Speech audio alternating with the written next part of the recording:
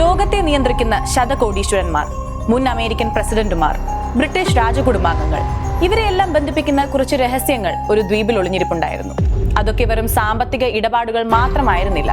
അധികാരത്തിന്റെ തണലിൽ പിഴുതെറിയപ്പെട്ട നൂറുകണക്കിന് പെൺകുട്ടികളുടെ നിലവിളികളായിരുന്നു അത്. ആരായിരുന്നു ജെഫ്രി എപ്സ്റ്റീൻ?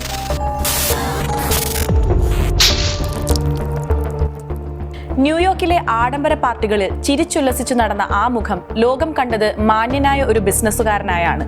എന്നാൽ ആ പുഞ്ചിരിക്ക് പിന്നിൽ ഭയാനകമായ ഒരു കുറ്റവാളി ഒളിഞ്ഞിരിപ്പുണ്ടായിരുന്നു. ജെഫ്രി എപ്സ്റ്റീൻ, പണം കൊണ്ട് നീതിയെ വിലക്കെടുത്തവൻ, സ്വാധീനം കൊണ്ട് നിയമത്തെ തോൽപ്പിച്ചവൻ. 1953 ബ്രൂക്ലിനിലെ ഒരു സാധാരണ കുടുംബത്തിൽ ജനനം.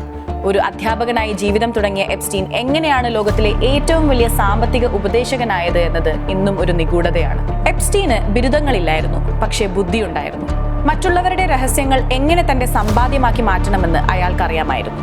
ബിൽ ഗേറ്റ്സ് മുതൽ ഡൊണാൾഡ് ട്രംപ് വരെ നീളുന്ന അദ്ദേഹത്തിന്റെ സുഹൃത്ത് വലയം ഏതൊരാളെയും അമ്പരപ്പിക്കുന്നതായിരുന്നു. 2005 ആ ചീട്ടുകൊട്ടാരം തകർന്നു തുടങ്ങിയത്.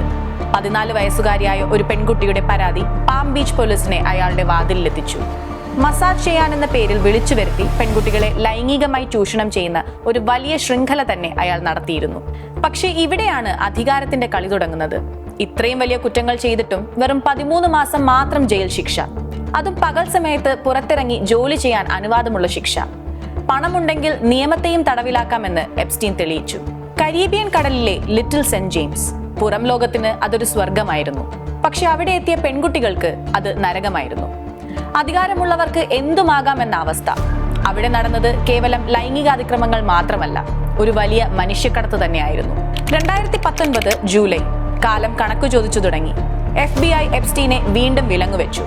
ഇത്തവണ രക്ഷപ്പെടില്ലെന്ന് ഉറപ്പായി. ഡോക്യുമെന്റഡ് റെക്കോർഡുകൾ കാണിക്കുന്നത് ഇതാണ്: പ്രായപൂർത്തിയാകാത്തവരുടെ, പ്രത്യേകിച്ച് കൗമാരക്കാരായ പെൺകുട്ടികളുടെ ലൈംഗിക കടത്ത്, ഗ്രൂമിംഗ്, റിക്രൂട്ട്മെന്റ് നെറ്റ്വർക്കുകൾ, ലിറ്റിൽ സെന്റ് ജെയിംസ് ഉൾപ്പെടെ ഒന്നിലധികം സ്വത്തുക്കളിൽ ലൈംഗിക ചൂഷണം, വർഷങ്ങളോളം പ്രവർത്തിക്കാൻ അദ്ദേഹത്തെ അനുവദിച്ച സ്ഥാപനപരമായ പരാജയങ്ങൾ, ശിശുക്കളെ ദുരുപയോഗം ചെയ്യുക, ശിശുക്കളെ കൊല്ലുക, നരഭോജനം, നരബലി എന്നിവയ്ക്കൊന്നും വിശ്വസനീയമായ തെളിവുകൾ ഉൾക്കൊള്ളുന്ന സ്ഥിരീകരിക്കപ്പെട്ട കോടതി രേഖകളോ കുറ്റാരോപണങ്ങളോ FBI റിപ്പോർട്ടുകളോ സീൽ ചെയ്യാത്ത എപ്സ്റ്റീൻ ഫയലുകളോ നിലവിലില്ല.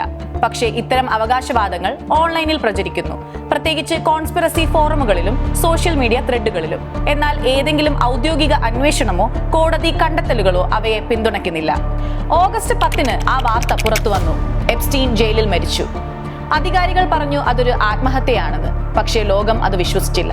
CCTV ക്യാമറകൾ പ്രവർത്തിക്കാത്തത് എന്തുകൊണ്ട്? സുരക്ഷാ ഉദ്യോഗസ്ഥർ കൃത്യസമയത്ത് ഉറങ്ങിപ്പോയതെങ്ങനെ?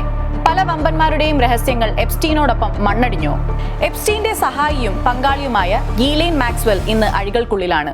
ജെഫ്രി എപ്സ്റ്റീൻ മരിച്ചിരിക്കാം, പക്ഷേ ആ കേസ് ഇന്നും അവസാനിച്ചിട്ടില്ല. ഇരകളുടെ മുറിവുകൾ ഇപ്പോഴും ഉണങ്ങിയിട്ടില്ല. പണവും സ്വാധീനവും കൊണ്ട് സത്യത്തെ എത്ര കാലം മൂടിവെക്കാൻ കഴിയും? നീതി വൈകിയേക്കാം, പക്ഷേ അത് നിശബ്ദമല്ല. കാരണം ഇരകളുടെ ശബ്ദം ഇന്ന് ലോകം കേട്ടു തുടങ്ങിയിരിക്കുന്നു.